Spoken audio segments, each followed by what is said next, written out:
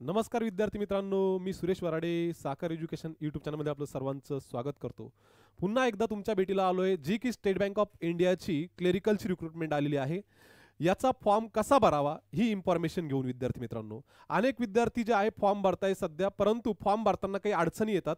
त्याच्यात सर्वात महत्त्वाची अडचण जी आहे ती आहे की सर्कल कोणतं चूज करावं। ओके, तर तुम्ही हा व्हिडिओ बघितल्यानंतर तुम्हाला सर्कल कोणतं चूज करायचं आहे ते सगळं इथे या ठिकाणी तुम्हाला क्लिअर होऊन जाईल विद्यार्थी मित्रांनो। पण याच्या अगोदर मी स्टेट बँक ऑफ इंडिया बद्दल थोडंफार तुम्हाला इन्फॉर्मेशन देणार आहे। स्टेट बँक ऑफ इंडिया जी आहे ही लार्जेस्ट पब्लिक सेक्टर बँक आहे इंडियामधली। यामध्ये भारतामध्ये जर विचार केला आपण तर भारतामध्ये या बँकेच्या जवळपास 24,000 ब्रांचेस आहे आणि एटीएमचा जर विचार केला तर जवळपास 58,000 एटीएम चे जे काही समजा मशीन्स आहे या स्टेट बँक ऑफ इंडियाचे। आणि या बँकेमध्ये जो काही समजा अधिकारी, नंतर क्लर्क आणि नंतर सब स्टाफ, या सगळ्या स्टाफची जर आपण गोळाबेरीज केली तर जवळपास 2,36,000 एम्प्लॉई या स्टेट बँक ऑफ इंडिया मध्ये काय करतायत, सध्या काम करतायत विद्यार्थी मित्रांनो। आणि सध्या ऑनगोइंग प्रोसेस आहे जवळपास 500 प्रोबेशनरी ऑफिसर, नंतर सेंट्रल सर्कल बेस ऑफिसर आणि ही क्लेरिकलची जवळपास 5,180 प्लस वॅकन्सीची रिक्रुटमेंट सध्या चालू आहे। आणि यामध्ये रिक्रुटमेंट तर चालूच आहे, परंतु रिटायरमेंट सुद्धा खूप मोठ्या प्रमाणात आहे, त्यामुळे ही रिटायरमेंटची एक्सप्रेस सध्या चालू विद्यार्थी मित्रांनो। तर ही झाली स्टेट बँक ऑफ इंडिया बद्दलची थोडीफार इन्फॉर्मेशन।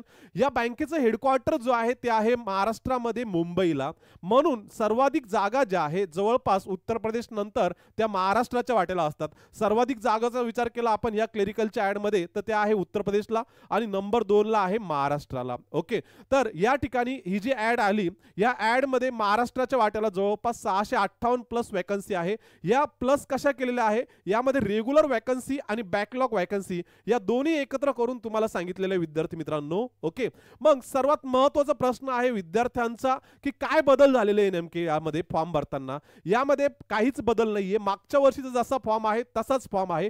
फक्त एक नवीन बदल असा झालेला आहे ह्या ॲडव्हर्टाइज मध्ये की मागच्या वर्षीपर्यंत तुम्हाला जे काही समजा सर्कल तुम्ही चूज केलं त्या सर्कल मध्येच तुम्हाला काय करावं लागत होतं, 12 वर्ष किंवा प्रमोशन होईपर्यंत तुम्हाला जॉब करावा लागत होता। पण यावर्षी थोडे काय चेंजेस केलेले आहे, तुम्हाला स्टेट बदलता येणार नाहीये। ज्या स्टेटला तुम्ही अप्लाय केलेलं आहे ते स्टेट तुम्हाला बदलता येणार नाही, परंतु तुमच्या स्टेटमध्ये जर 2 सर्कल असेल तर तुम्ही सर्कल वाईज तुम्ही ट्रान्सफर करू शकता। बिटवीन सर्कल मध्ये तुमची ट्रान्सफर होऊ शकते, हे लक्षात ठेवा। उदाहरणार्थ समजा तुम्ही महाराष्ट्रामधून अप्लाय करताय, काय करताय, महाराष्ट्रामधून जर अप्लाय करता तर तुम्हाला गुजरातमध्ये जाता येणार नाही, किंवा गुजरातमध्ये तुम्ही अप्लाय करता आणि गुजरातमध्ये जर जॉब लागला तुम्हाला तर गुजरातमधून महाराष्ट्रामध्ये तुम्हाला क्लिनिकलची ट्रान्सफर होणार नाही आणि महाराष्ट्रामधून तुम्हाला गुजरातमध्ये ट्रान्सफर करता येणार नाही। मग ट्रान्सफर कुठे करता येईल, तर ट्रान्सफर या ठिकाणी विद्यार्थी मित्रांनो, जर तुम्ही महाराष्ट्रामध्ये जॉब करताय तर महाराष्ट्रामध्ये 2 सर्कल आहे। कोणते 2 सर्कल, यामध्ये मुंबई मेट्रो आणि महाराष्ट्र सर्कल। ओके, तर मुंबई मेट्रो आणि महाराष्ट्र सर्कल हे दोन्ही सुद्धा महाराष्ट्रामध्येच येतात। कुठे, महाराष्ट्रामध्येच येतात। तर मग मुंबई मेट्रो मधून तुम्ही महाराष्ट्रामध्ये जाऊ शकता किंवा महाराष्ट्र सर्कल मधून तुम्ही मुंबई मेट्रो मध्ये जाऊ शकता। हा बदल जो आहे या ॲडव्हर्टाइज मध्ये केलेला आहे विद्यार्थी मित्रांनो। पण तुम्हाला जेव्हा सर्कल चूज करायचं आहे तर सर्कल चूज करताना तुम्हाला काय करायचं आहे, महाराष्ट्र ऑब्लिक मुंबई मेट्रो किंवा मुंबई मेट्रो ऑब्लिक महाराष्ट्र हे तुम्हाला सर्कल चूज करायचं आहे। म्हणजे स्टेट तुम्हाला हे चूज करायचं आहे, महाराष्ट्र ऑब्लिक मुंबई मेट्रो किंवा मुंबई मेट्रो ऑब्लिक महाराष्ट्र। हे सर्कल चूज केल्यानंतर तुम्हाला 2 प्रेफरन्स द्यायचे आहे। 2 प्रेफरन्स तुम्हाला देताना त्या ठिकाणी तुम्हाला जॉब कुठे करायचा आहे, मुंबई अर्बन मध्ये करायचं आहे की मुंबई सब अर्बन मध्ये करायचं आहे की मुंबई वगळता। ओके, मुंबई वगळता म्हणजे काय, मुंबई, ठाणे, कल्याण, भिवंडी, पालघर, नंतर रायगड हे जे जिल्हे आहे हे जिल्हे सोडून तुम्हाला जर जॉब करायचा असेल तर तुम्ही पहिलं सर्कल जे आहे तुम्ही काय करायचं, महाराष्ट्र टाकायचं। ओके, म्हणजे मुंबई सब अर्बन सोडून तुम्हाला महाराष्ट्रामध्ये कुठेही पोस्टिंग भेटून जाईल। आणि जर तुम्हाला मुंबईमध्ये जॉब करायचा असेल महाराष्ट्र वगळता तर पहिलं सर्कल तुम्ही मुंबई मेट्रो टाकायचं आहे विद्यार्थी मित्रांनो। जर तुम्हाला महाराष्ट्रामध्ये जॉब करायचा आहे तर महाराष्ट्र पहिलं सर्कल टाका, दुसरं मुंबई मेट्रो टाका। जर तुम्हाला मुंबईमध्ये जॉब करायचा आहे तर मुंबई मेट्रो पहिलं टाका आणि महाराष्ट्र दुसरं टाका। हे लक्षात घ्या, फॉर्म भरताना हा मुद्दा जो आहे खूप महत्त्वाचा विद्यार्थी मित्रांनो। आणि इंटरस्टेट तुम्हाला ट्रान्सफर करता येत नाही, हे लक्षात ठेवा।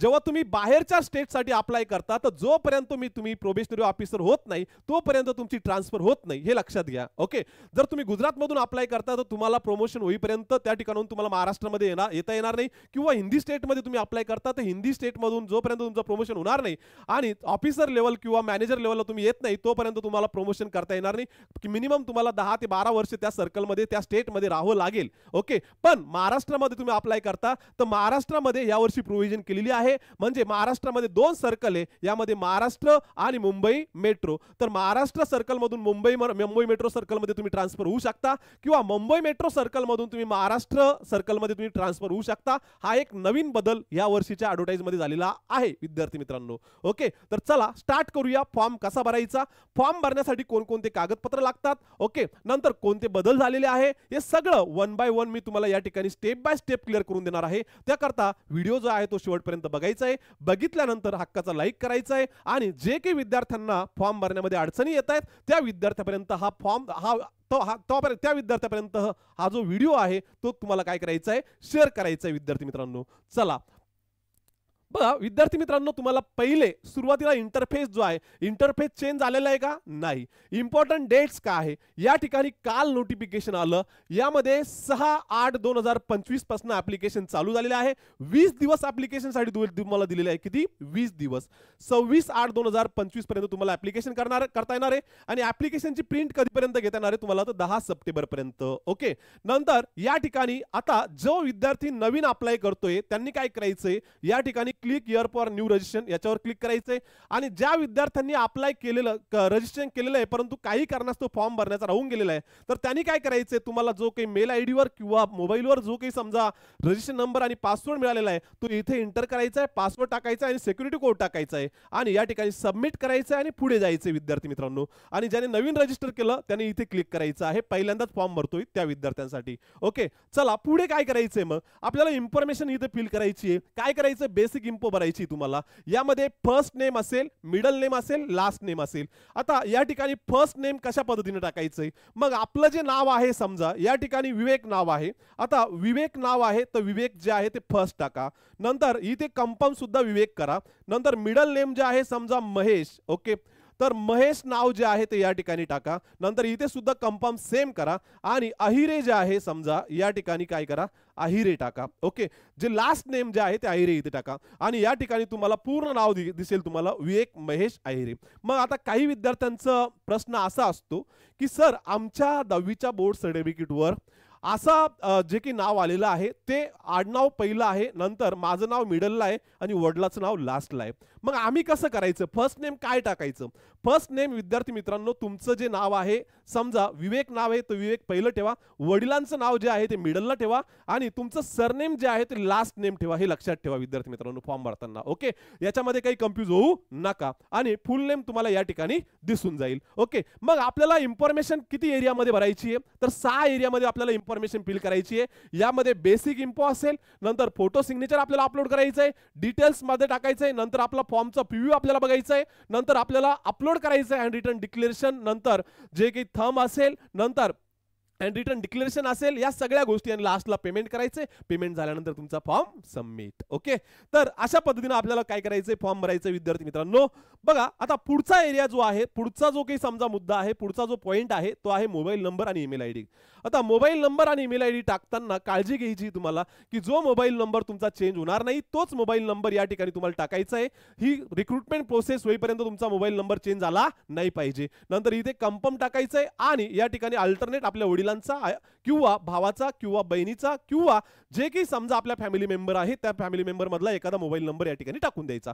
नंतर ईमेल आयडी जो आहे तुमचा परमनंट ईमेल आयडी टाका जो बदलणार नाहीये तो. नंतर या ठिकाणी तुमचं डोमेन नेम जे आहे त्या ठिकाणी मेल जीमेल असेल किंवा रिडीप मेल असेल किंवा याहू असेल ते तिथे चूज करायचे, आणि या ठिकाणी कन्फर्म मेल आयडी तुम्हाला टाकायचा विद्यार्थी मित्रांनो. नंतर इथे सिक्युरिटी कोड तुम्हाला टाकायचा आहे RKNMM, आणि या ठिकाणी पुढे जायचंय, सेव्ह आणि नेक्स्ट करायचंय. तर तुमचा पुढचा इंटरफेस जो आहे तो अशा पद्धतीने तुम्हाला दिसेल. या ठिकाणी आता तुम्हाला फोटो आणि सिग्नेचर काय करायचंय, अपलोड करायचंय. मग या ठिकाणी जो फोटो आहे तुमचा समजा फाईल मधला तो इथे चूज करायची तुमचा फाईल. ओके, फाईल चूज करताना तुमची फाईलची साईज जी आहे फोटोची ती पाहिजे साधारणतः 20 ते 50 KB च्या दरम्यान. आणि ती फाईल जी आहे ती इथे अपलोड झाल्यानंतर तुमचा लेटेस्ट फोटो इथे अपलोड होतो फाईल मधला. आणि तुम्हाला एक वेब कॅम नुसार काय करायचंय, फोटो घ्यायचा आहे. तो तुम्ही मोबाईलद्वारे सुद्धा घेऊ शकता, तुमच्या लॅपटॉपद्वारे सुद्धा घेऊ शकता. मग इथे कॅप्चर इमेज तुमची दिसेल फोटो घेतल्यानंतर, कॅप्चर फोटो, किंवा तुम्ही इथे click here to scan photo मोबाईलद्वारे सुद्धा तुम्ही घेऊ शकता. मग दोन्ही फोटो तुम्हाला दिसतील इथे. इथे जो फाईल मधला फोटो आहे समजा स्कॅन केलेला तो, आणि इथे जो की वेब कॅमने घेतलेला आहे किंवा मोबाईलने घेतलेला आहे तो फोटो तुम्हाला लेटेस्ट दिसेल, लाईव्ह फोटो जो आहे तो.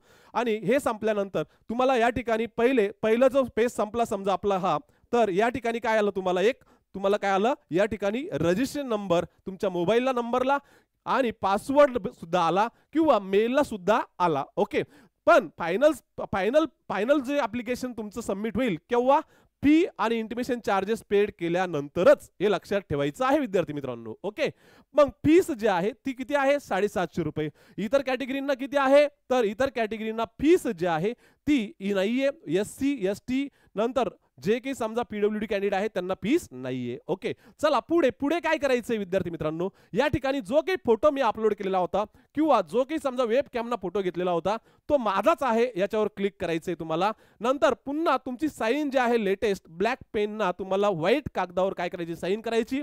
आणि तिची साईज जी आहे 10 ते 20 KB च्या दरम्यान ठेवायची आणि ती फाईल इथे चूज करायची आहे. आणि तुम्हाला इकडे सेव्ह आणि नेक्स्ट करायचंय. नंतर ती साईन माझीच आहे असं इथे तुम्हाला परमिशन द्यायची आणि इथे क्लिक करायचंय आणि पुढे जायचं आहे. पुढे गेल्यानंतर तुम्हाला पुढचा इंटरफेस जो आहे तो अशा पद्धतीने दिसेल.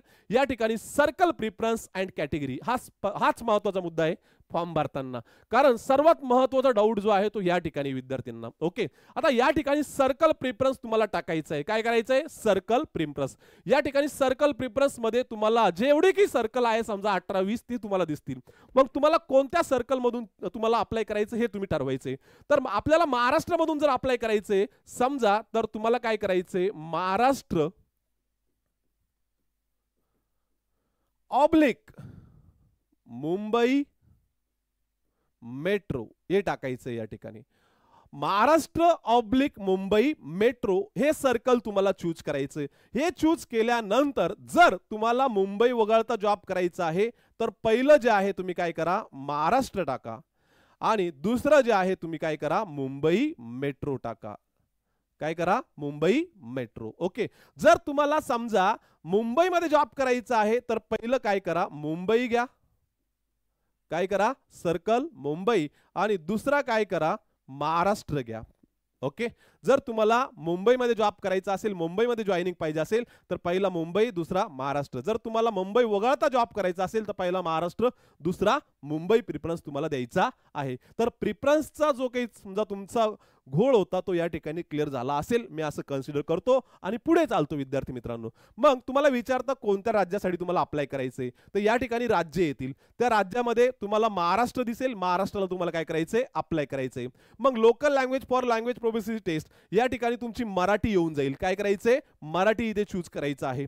नंतर do you have 10-12 standard marks state certificate evidencing having a studied specified opted local language. तुमचं 10वी पर्यंत मराठी होतं का, होतं तर यस करा, नसेल तर नो करा. जवळपास सगळ्यांचं असतंच. ओके, नंतर कॅटेगरी तुम्हाला चूज करायची आहे. या ठिकाणी general, EWS, OBC, SC ST जी कॅटेगरी तुमची असेल ती तिथं क्लिक करायचंय. ती कॅटेगरी तुम्हाला चेंज करता येणार नाही, जी तुम्ही चूज केलेली आहे ती. आणि या ठिकाणी समजा सबकास्ट तुम्हाला टाकायची आहे. जर OBC असेल समजा तुमची कास्ट जी आहे ती आहे माळी, तर तुम्हाला काय करायचंय, या ठिकाणी माळी टाकायचं आहे. बरोबर आहे, OBC मध्ये आहे तुम्ही आणि तुम्ही आहात समजा धनगर, तर या ठिकाणी तुम्हाला काय करायचंय, धनगर तुम्हाला टाकायचं आहे. ठीक आहे, नंतर subcaste should be name as mention in a caste certificate. Okay, जी की सबकास्ट तुम्ही टाकताय तुमच्या कास्ट सर्टिफिकेटवर ती सबकास्ट सुद्धा आली पाहिजे हे लक्षात ठेवा. नंतर are you train apprentice of SBI, तुम्ही SBI मध्ये अप्रेंटिसशिप केलेली आहे का? असेल तर यस करा, नसेल तर नो करा. ओके. नंतर त्या अप्रेंटिसशिपचा टाइम पिरियड जो आहे तो टाका, डेट, मंथ, इयर आणि किती दिवस केली ते सुद्धा इथे काय करा, मेन्शन करा विद्यार्थी मित्रांनो. ओके. चला पुढचा मुद्दा जो आहे तो आहे पर्सन विथ डिसेबिलिटी कॅन्डिडेटसाठी. ओके. तर या ठिकाणी तुम्हाला काय करायचंय, जे की समजा पर्सन विथ बेंचच्या डिसेबिलिटी आहे, त्यांचं 40% वरती डिसेबिलिटी आहे, त्यांनी काय करायचंय, यस करायचंय, नसेल तर नो करायचंय. आणि नो केल्यानंतर जे रेग्युलर कॅन्डिडेट्स आहेत त्यांना खालची इन्फॉर्मेशन करण्याची गरज नाहीये, आणि जे असतील समजा पर्सन विथ डिसेबिलिटी कॅन्डिडेट, त्यांनी यस केल्यानंतर खालची इन्फॉर्मेशन काय करायची, तुम्हाला भरायची आहे. काय कशामध्ये डिसेबिलिटी आहे ते तुम्हाला टाकायचं, या ठिकाणी टाइप ऑफ डिसेबिलिटी आहे ते टाकायचंय. हे सगळी इन्फॉर्मेशन तुम्हाला भरायची आहे, की जी काही तुम्हाला जास्त टाइम पाहिजे का, यस करायचंय. नंतर पुन्हा डोमिनेंट रायटिंग, तुम्हाला हँड रायटिंगचा प्रॉब्लेम आहे का, असेल तर यस करा, नसेल तर नो करा. नंतर कंपल्सरी टाइम, तुम्हाला एक्झामसाठी जास्त टाइम पाहिजे का, यस करा. ओके. जे असतील, पुन्हा तुम्हाला सांगितलं तुम्हाला परीक्षेच्या टायमाला स्क्राईब पाहिजे का, पाहिजे असेल तर यस करा, नसेल तर नो करा. अशी इन्फॉर्मेशन तुम्हाला काय करायची आहे, या ठिकाणी तुम्हाला भरायची आहे. जे काही समजा डिसेबल कॅन्डिडेट्स आहे त्यांच्यासाठी ही इन्फॉर्मेशन आहे, जे रेग्युलर कॅन्डिडेट आहे त्यांच्यासाठी ही इन्फॉर्मेशन नाहीये विद्यार्थी मित्रांनो. ओके. तर हे सर्व इन्फॉर्मेशन त्यांच्यासाठी आहे. ते आपण आता पुढचा मुद्दा जो आहे तो रिलिजनचा आपण या ठिकाणी डिस्कस करणार आहोत.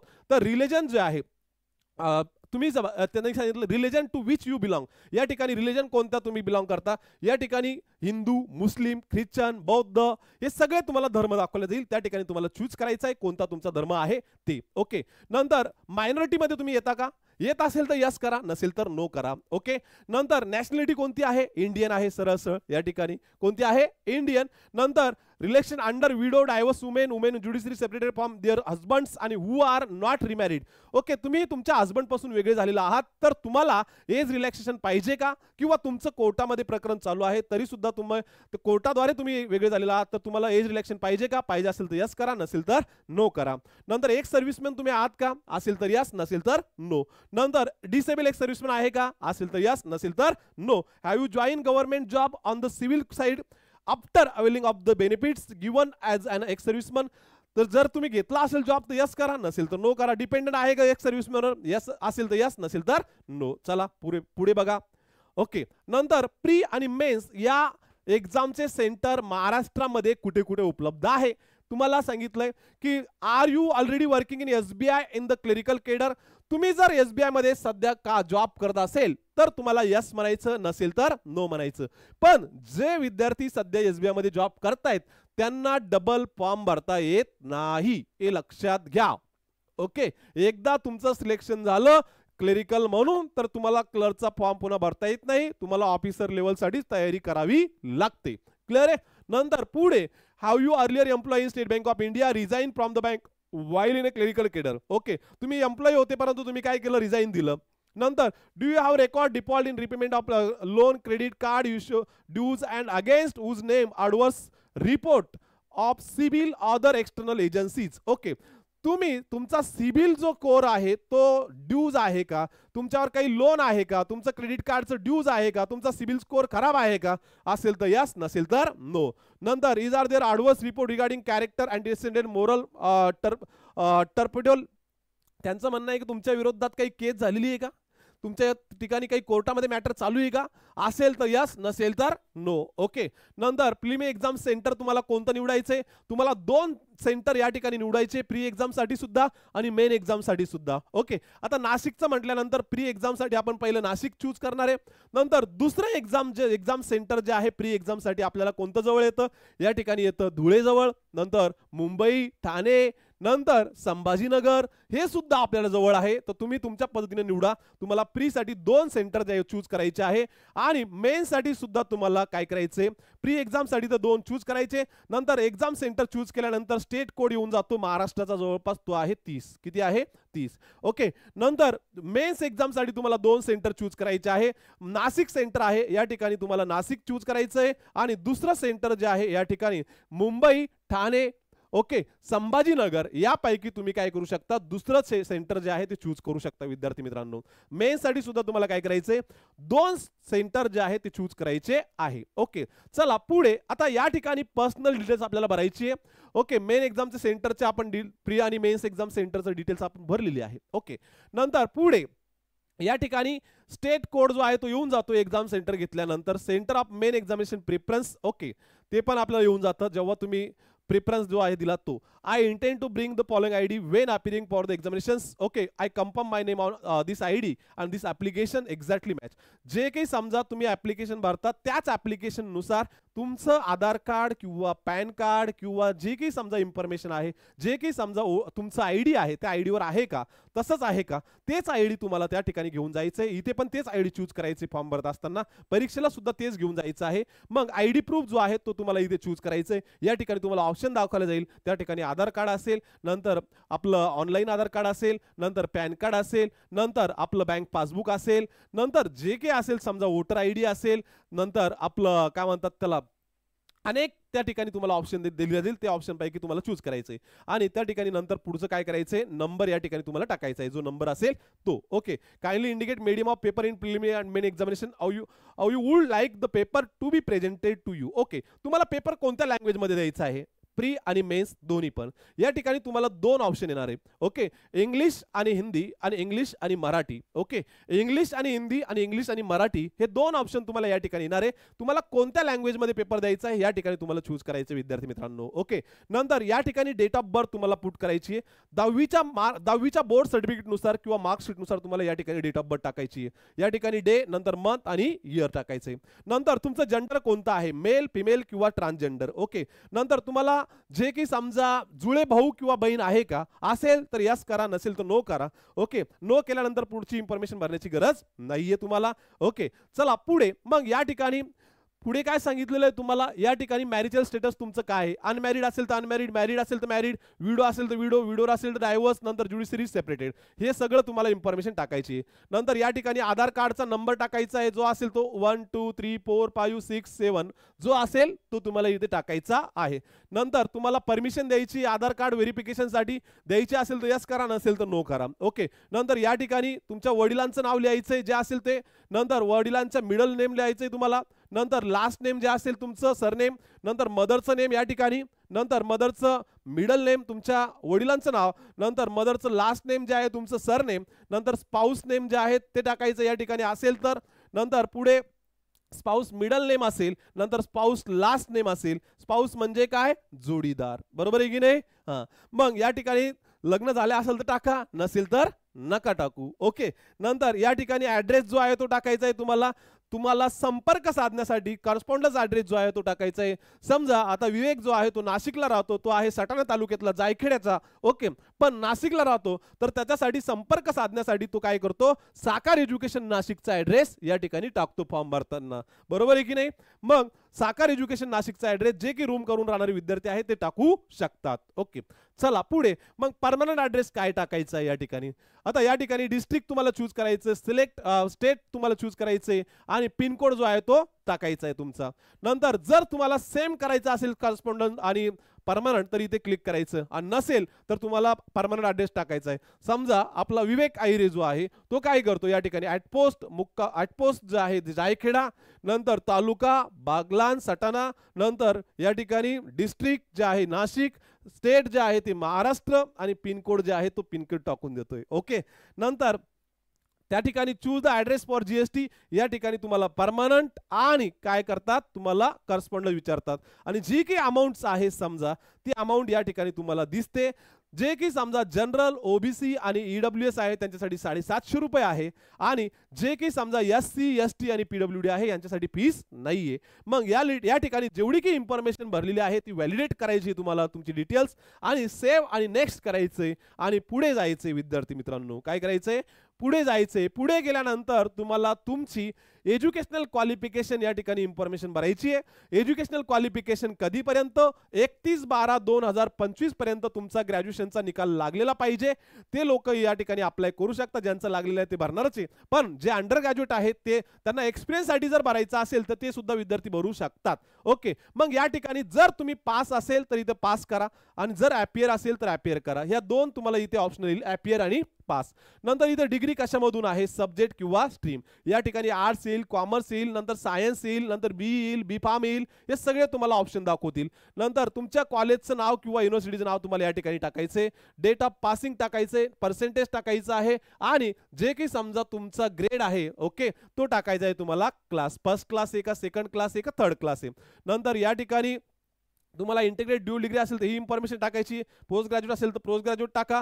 नंतर प्रोफेशनल क्वालिफिकेशन असेल काही टॅली सारखं ते टाका आणि ऑदर मध्ये MSc टाकून द्या असेल तुमच्याकडे तर. ओके, ही सगळी इन्फॉर्मेशन भरा एज्युकेशनल क्वालिफिकेशनच्या कॉलम मध्ये. चला पुढे पुढे बघा विद्यार्थी मित्रांनो, या ठिकाणी वर्क एक्सपिरियन्स आणि लँग्वेज तुम्हाला कोणत्या माहिती आहे.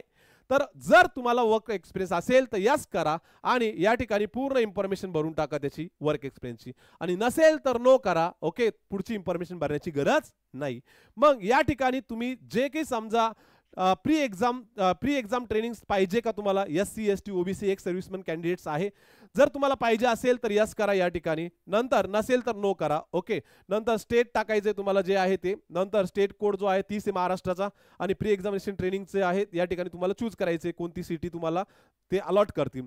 नंतर तुम्हाला मराठी कंपल्सरी आहे. मराठी तुम्हाला इथे काय टिक करायचे, वाचता येते, नंतर राईट करता येते आणि बोलता येते.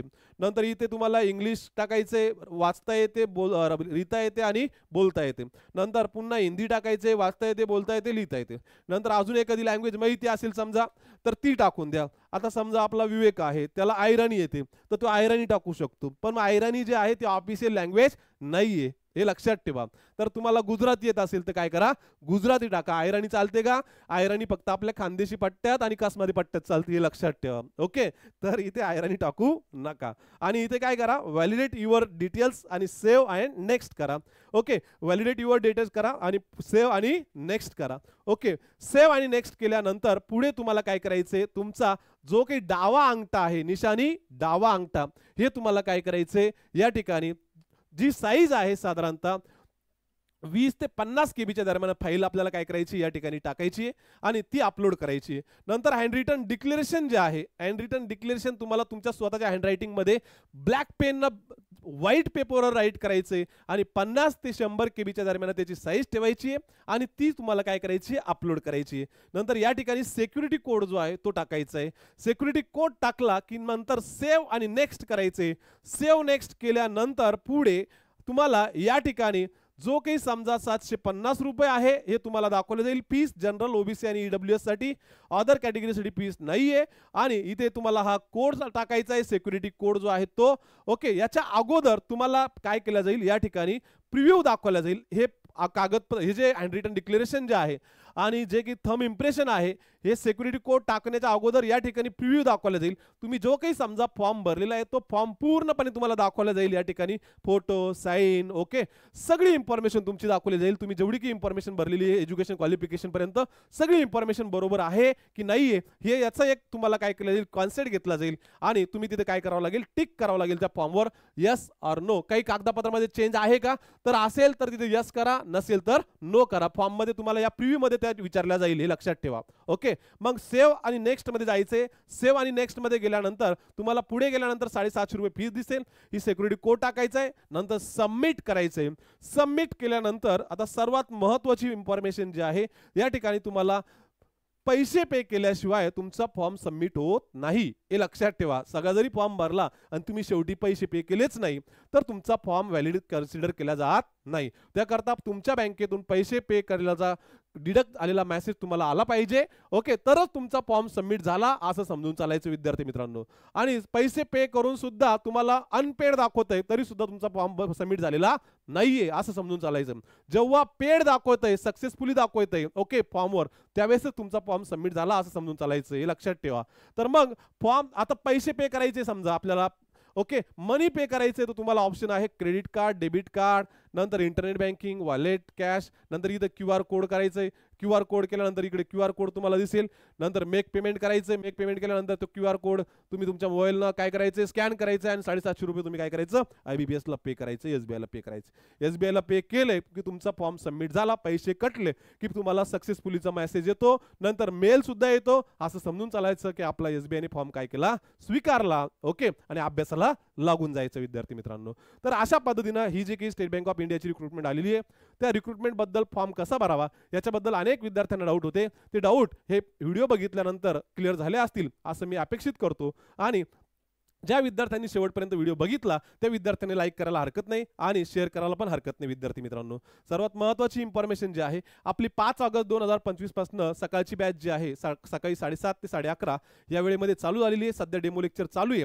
जे विद्यार्थी बॅचसाठी इंटरेस्टेड आहे त्या विद्यार्थ्यांनी काय करायचे, डेमो लेक्चर अटेंड करायचे ऑफलाईन फॉर्मॅटमध्ये, गंगापूर रोड, नाशिक या ठिकाणी. ओके, तर ही इन्फॉर्मेशन आहे बॅचची. ओके, जे इंटरेस्टेड कॅन्डिडेट आहे त्यांना ॲड्रेस या ठिकाणी आहे. नंतर मोबाईल नंबर आहे, या मोबाईल नंबरवर तुम्ही काय करू शकता, कॉल करू शकता, इन्फॉर्मेशन घेऊ शकता. तुम्हाला कोणकोणत्या वस्तू भेटणार आहे, या ठिकाणी वायफाय उपलब्ध असणारे, बॅग असणारे, नंतर अभ्यासिकेची व्यवस्था असणारे, नंतर जे काही बुक्स आहे ते बुक्स सुद्धा तुम्हाला भेटणार आहे. स्टडी मटेरियल सुद्धा तुम्हाला प्रिंटेड स्वरूपात भेटणार आहे. आणि सगळी तुमची या ठिकाणी प्री, मेन्स आणि इंटरव्ह्यू या तिन्ही फॉर्मॅटची तयारी करून घेतली जाणार आहे, हे लक्षात ठेवा. ओके, बँकिंग सोबतच MBA CT सुद्धा तुमची प्रिपरेशन होणार आहे. ओके, चला पुढे.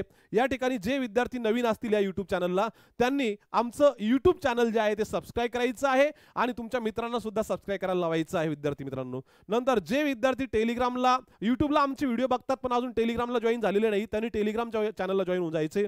व्हॉट्सअप ग्रुप आहे, आमचं इंस्टाग्रामचं पेज आहे, इंस्टाग्रामला पेजला सुद्धा तुम्ही फॉलो करू शकता. नंतर आमचे व्हॉट्सअप ग्रुप्स आहे, व्हॉट्सअप ग्रुपवर सुद्धा आम्ही काय करतो, इन्फॉर्मेशन टाकत असतो विद्यार्थी मित्रांनो. ओके, तर सर्व इन्फॉर्मेशन आता सांगून झाली करता तुम्ही शेवटपर्यंत बघितली त्याकरता धन्यवाद. चला पुन्हा भेटूया पुढच्या व्हिडिओमध्ये, तोपर्यंत बाय.